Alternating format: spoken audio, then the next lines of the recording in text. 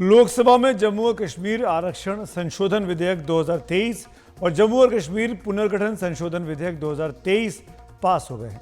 Bill में कश्मीरी पंडितों के लिए भी 2 सीटें और 1 सीट पीओके के विस्थापित लोगों के लिए भी रखी गई हैं। गृह मंत्री अमित शाह ने आज इस बिल पर चर्चा का जवाब देते हुए देश के पहले प्रधानमंत्री जवाहरलाल नेहरू की भूमिका पर सवाल खड़े किए तो सदन में कुछ शोर भी मचा। जिन्हों को अन्याय हुआ है, जो अपमानित हुए। जम्मू कश्मीर का पुनर्गठन बिल पास हो गया है, लेकिन इससे पहले केंद्रीय गृह मंत्री ने पूर्व प्रधानमंत्री जवाहरलाल नेहरू पर हमला बोला और कहा कि देश को उनके फैसलों की भारी कीमत चुकानी पड़ी।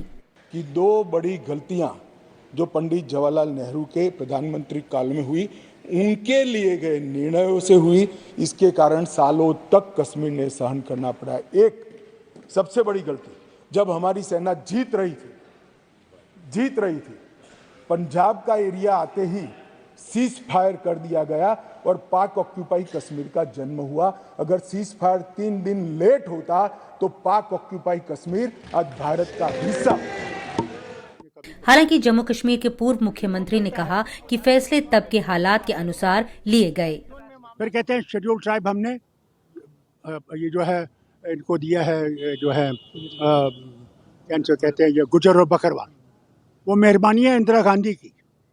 जब उनने लद्दाखियों को शेड्यूल ट्राइब दिया तो 83 में जब इलेक्शन होने वाले थे, वो रजौरी आई और वहाँ कहा मैं यहाँ न सिर्फ गुजर और बकरवाल को जिनको दे रही हूँ, मैं जितने भी लोग यहाँ हैं, हिंदू हैं, मुसलमान हैं, कुछ भी हैं,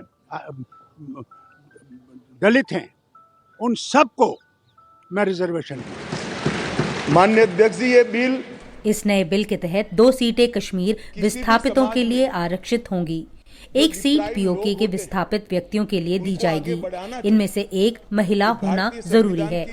9 सीटें शेड्यूल ट्राइब्स के लिए आरक्षित की गई हैं। शेड्यूल कास्ट के लिए 7 सीटें रखी गई हैं।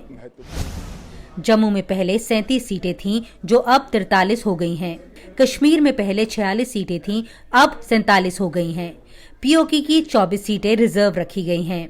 जम्मू कश्मीर विधानसभा में पहले 160 सीटें थीं, जो अब बढ़कर 114 हो गई हैं। पहले 2 नामांकित सदस्य हुआ करते थे, अब 5 सदस्य होंगे। कई सदस्यों ने पूछा कि क्या हुआ है इनके लिए, विस्थापितों के लिए क्या हुआ है, रिजर्वेशन देने से क्या होगा। रिजर्वेशन देने से उनकी आवाज कश्मीर की विधानसभा में गूंजेगी और फिर कोई ऐसी स्थिति करना जाएगा तो नहीं रोकेंगे, क्योंकि उनकी आवाज वहां जो अपमानित। गृह मंत्री ने दावा किया कि नए कश्मीर में आतंकवाद कम हुआ है। 1994 से 2004 तक 40,164 आतंकी वारदातें हुईं।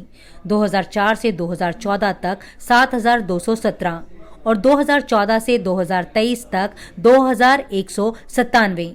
2010 में जहां 2,654 हड़ताल की कॉल हुई, 2023 में ना कोई हड़ताल हुई और ना पत्थरबाजी की कोई वारदात। केंद्रीय गृह मंत्री अमित शाह ने आज भी दावा किया कि नए कश्मीर में हालात बदल चुके हैं, अलगाववाद कम हुआ है, आतंकवाद भी कम हुआ है। लेकिन इन बिलों के पास हो जाने के बाद उम्मीद की जानी चाहिए कि जो लोकतांत्रिक प्रक्रिया है वो भी वहां पर जल्द शुरू होगी, यानी चुनाव भी वहां पर जल्द से जल्द करवाए जाएंगे। नई दिल्ली से कैमरा पर्सन आजम के साथ नीता शर्मा, एनडीटीवी इंडिया के लिए।